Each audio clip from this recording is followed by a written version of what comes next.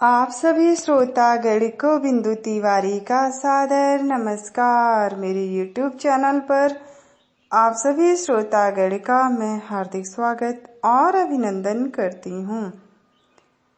Divine lights association team की तरफ से आज के सेगमेंट में जियोलॉजी पार्ट 47 लेकर आप लोगों के बीच में हाजिर हूँ। इसे हमें तकनीकी रूप से उपलब्ध कराने में सहयोग रहा परम आदरणीय गुरु डॉक्टर मुकुंद नीलकंठ जोशी सर का सर को मैं नमन करती हूँ। यदि इससे पहले आप लोगों ने इस स्टोरी को अच्छे से सुना होगा तो आपको ये पार्ट बहुत अच्छे से समझ में आएगा। यदि रिकॉर्डिंग में कोई त्रुटि हो जाती है आप सभी लोगों से हाथ जोड़कर माफ़ी चाहूँगी। तो चलिए आइए सुनते हैं आज की स्टोरी।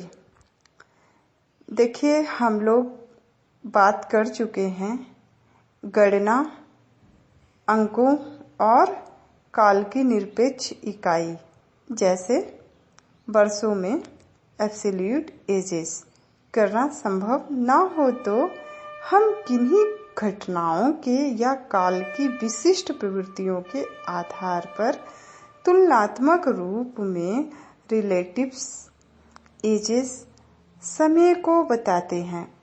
फॉर एग्जाम्पल, समाज कितना धार्मिक है, इस आधार पर पुराणों में कृतयुग, धर्मपुरा, इसे ही सतयुग भी कहते हैं। त्रेता युग धर्म 3/4, द्वापर युग धर्म आधा और कलयुग धर्म 1/4। इस प्रकार का एक पूर्ण रूप से काल्पनिक काल विभाजन मिलता है। इतिहास में साम्राज्यों के आधार पर मौर्य काल, शुंग काल, कुषाण काल, गुप्त काल, मुगल काल या ब्रिटिश काल के रूप में भारत के इतिहास की काल गणना होती है। हिंदी साहित्य में मुख्य प्रवृत्ति के आधार पर वीरगाथा काल, भक्ति काल, रीतिकाल और आधुनिक काल या फिर उसमें भी भारतेंद्र युग, द्विवेदी युग और वर्तमान युग ऐसा काल विभाजन किया गया।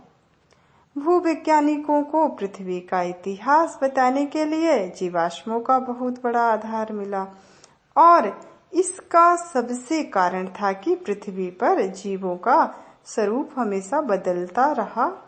अलग अलग कालों में अलग अलग प्रकार की जीव प्रजातियां पृथ्वी पर उत्पन्न हुई, थोड़े या अधिक समय तक यहाँ रही और फिर संपूर्ण रूप से विनिष्ट और विलुप्त हो गईं। लेकिन उनके शरीर या अवयव उन कालों में बने हुए सेलों में सेल रूप होकर रह गए, जो आज हमें अपना समय और उस समय की कहानी बताते हैं। इसी आधार पर भूवैज्ञानिकों ने भूवैज्ञानिक समय सारणी जियोलॉजिकल टाइम स्केल का निर्माण किया।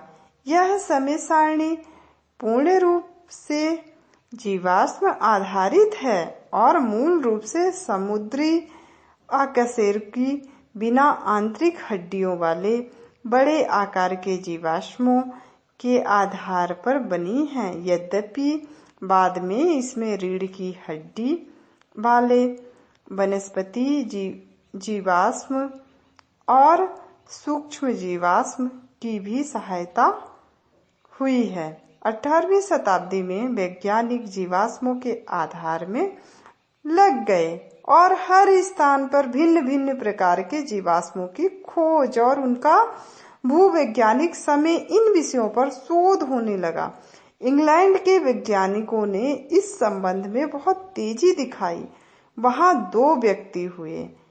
एक थे एडम सेजविक, इनका टाइम पीरियड 1785 से 1873 और दूसरे थे रोडेरिक मार्किंसन, इनका टाइम पीरियड 1792 से 1871। भूवैज्ञानिक समय सारणी और इन दोनों के योगदान इनका रहा। अब आगे का पार्ट हम कल लेकर फिर आप लोगों के बीच में हाजिर होंगे। इस वीडियो को उन तक जरूर शेयर करिए जो लोग इंटरनेट सेवा से वंचित हैं। आप सभी का आदर, सहयोग और स्नेह पाकर बहुत प्रसन्नता हुई। आप सभी को बिंदु तिवारी की तरफ से तहे दिल से बहुत बहुत शुक्रिया। नमस्कार, बाय बाय।